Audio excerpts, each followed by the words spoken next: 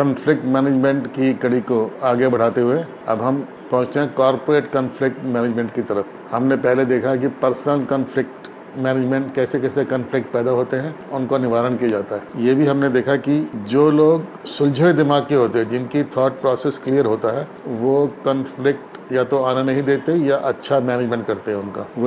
वही clarity of thought या सुलझे हुए दिमाग, कॉन्फ्लिक्ट मैनेजमेंट डोमेस्टिक में भी और इवन कॉर्पोरेट में भी वही काम करता है। अगर पुराने ज़माने में घरों में जॉइंट फैमिली होती थी, उस जॉइंट फैमिली में एक सबसे बड़े बूढ़े इंसान होते थे, दादाजी या परदादाजी। अब वो घर में उनकी चलती थी और उनके आगे किसी के बोलने की हिम्मत नहीं होती थी। ये सबको विश्वास था कि वो जो भी करेंगे परिवार के हित में करेंगे। सिमिलरली हमारे देश में बहुत सारे ऐसे बड़े कॉरपोरेट्स हैं जो कि फैमिली ओन्ड है, उसका मेजर इक्विटी होल्डिंग उनकी किसी फैमिली के हाथ में है, जिसमें से कि जैसे प्रोमिनेंट बिरला जी हैं या टाटाज हैं या मफतलाल्स थे, सिंघानियाज हैं। ये बड़े बड़े बिजनेस घराने हैं।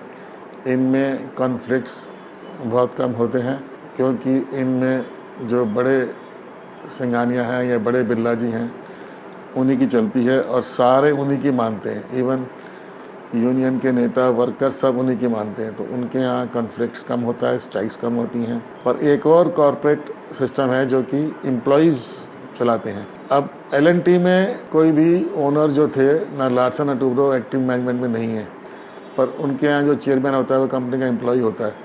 अगर तो वो अपॉइंटमेंट जब होती है उसकी, तो अब उस वक्त बहुत सारे कॉन्फ्लिक्ट्स होते हैं या होते होंगे। उस केस में बोर्ड को ये देखना होता है कि ऐसा आदमी चेयरमैन बनाया जाए जिसकी अच्छी साख हो कंपनी में, जिसकी सब लोग आराधना करते हों। ऐसे लोगों को चुनना पड़ता है। कभी कभी ऐसे लोग मिलते नहीं हैं। पिछले कुछ दिन पहले याद होगा कि टाटा ग्रुप में जब एक फैमिली मेंबर को बनाया गया टाटा सन्स का चेयरमैन, तो उस वक्त काफ़ी कॉन्फ्लिक्ट पैदा हो गए थे। सिमिलरली उन्होंने एक एम्प्लॉय को बना दिया अब टाटा सन्स का चेयरमैन, क्योंकि अब टाटा फैमिली में शायद इतने लोग नहीं रहे कि जो इतना बड़ा एम्पायर संभाल सके। ऐसे ही कॉन्फ्लिक्ट मैनेजमेंट जो होते हैं, उनमें जो कॉन्फ्लिक्ट्स आते हैं उनको रिजॉल्व करने के लिए, उनको मैनेज करने के लिए कई सारी टेक्निक्स अपनाई जाती हैं। उनमें से जो यहाँ रेलेवेंट है उसमें क्या है कि जो बोर्ड का चेयरमैन है, या जो अगर conflict with in the board है, वो तो बहुत ही मुश्किल हो जाती है। जो बोर्ड का चेयरमैन है वो इतना स्ट्रांग होना चाहिए, उसकी इतनी अच्छी कम्युनिकेशन स्किल्स होनी चाहिए कि सारे बोर्ड को वो किसी भी मैटर पे कन्विंस कर सके। और अगर ना कन्विंस कर सके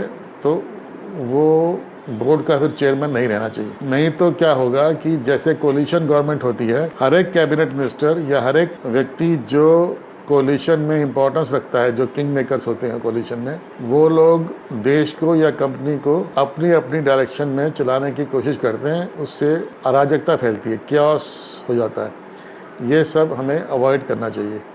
और ये इसीलिए होता है क्योंकि जो बोर्ड का चेयरमैन है, ये जो बिग बॉस है, वो इतना स्ट्रांग नहीं है, उसकी अपनी कुर्सी हमेशा हिली रहती है। उस केस में अगर फैमिली ओन बिजनेस है और फैमिली में जो बड़े बाबूजी हैं या जो सीनियर मोस्ट मेंबर है, वो अगर फर्मली डिसाइड कर ले चाहे कुछ भी हो जाए ये काम नहीं होना है, तब उस केस में बोर्ड जो है उनके साथ आता है और वो काम हो या ना हो, पर कंपनी इंटैक्ट रहती है। अगर आप कानपुर में देखें कि कानपुर में जो स्ट्राइक्स हुई, बुरा हाल हुआ, और उस वक्त गौड़ हरि सिंघानिया जी ने ये डिसीजन ले लिया कि चाहे कुछ हो जाए सब बंद कर दो, इनकी नहीं चलेगी, इन नेताओं का बर्बाद करना। हुआ वही, सब बंद हो गया कानपुर में। All JK group factories have been closed. और वो इतनी बड़ी बड़ी फैक्ट्रीज थी, मैं उनमें गया हूँ, इतनी बड़ी बड़ी फैक्ट्रीज थी वो कि अगर आप एक गेट से एंटर होते हैं तो दूसरे गेट से बाहर आने के लिए आपको कार चाहिए, आप पैदल नहीं जा सकते। इतनी बड़ी बड़ी फैक्ट्रीज थी वो।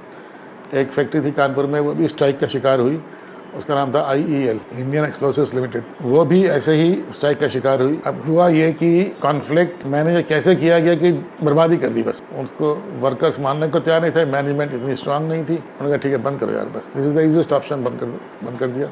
आज तक वो चांद छाप यूरिया या IEL बंद पड़ी है। सिमिलरली जेके ग्रुप की सारी फैक्ट्रियां बंद पड़ी हैं। उनमें से किसी को रीऑर्गेनाइज करने की या उनको हम क्या बताएं, आपको रिवाइव करने की भी कोशिश की गई, पर वो रिवाइव हुई नहीं। कुछ तो फाइनेंशियल मैटर्स थे या कुछ वो नेता लोग फिर अपनी दुकान चलाने आ गए जब उनको निकाला गया। इससे अब तक वो कंपनियां जो हैं रिवाइव नहीं हो सकी हैं।